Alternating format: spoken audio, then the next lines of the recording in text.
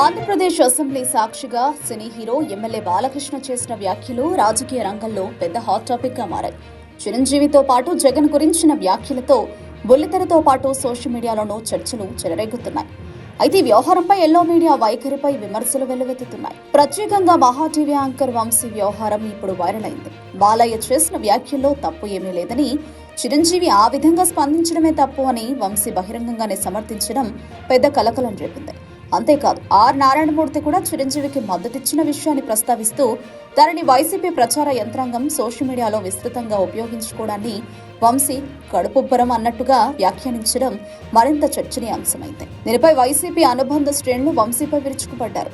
బాలయ్య తప్పు ఏమీ చేయలేదని చెప్పడం అంటే అసెంబ్లీని అవమానించడం కాదా అంటూ ప్రశ్నలు సంధిస్తున్నారు.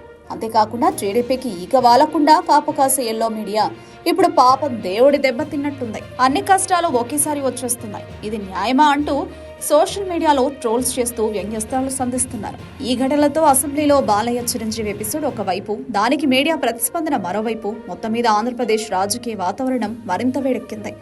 ఇక వంశీ వ్యాఖ్యలతో ఎల్లో మీడియా పట్ల ప్రతిపక్ష శ్రేణుల్లో ఆగ్రహం మరింత పెరిగింది. మొత్తానికి బాలయ్య మాటలు, చిరంజీవి స్పందన, ఆర్ నారాయణమూర్తి మద్దతు ఇవన్నీ కలిపి రాజకీయాల్లో కొత్త మంటలు రాజేశాయి. వాటికి వంశీ ఇంధనం పోసినట్టయింది.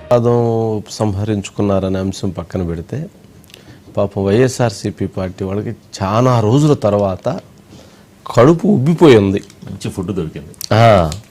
11 సీట్లు వచ్చాయని బాధపడినట్లేరు, లిక్కర్ కేసుల్లో అరెస్ట్ అవుతున్నామని బాధపడినట్లేరు.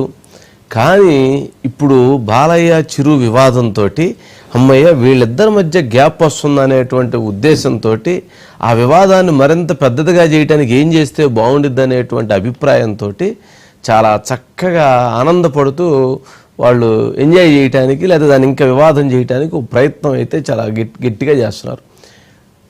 బాలకృష్ణ గారు కామెంట్ చేశారు, చిరంజీవి గారు దాన్ని లెటర్ రిలీజ్ చేశారు. దీనికి ఫ్యాన్స్ కొంచెం ఏదో దానికి కొంత అభ్యంతరాలను వ్యక్తం చేశారు.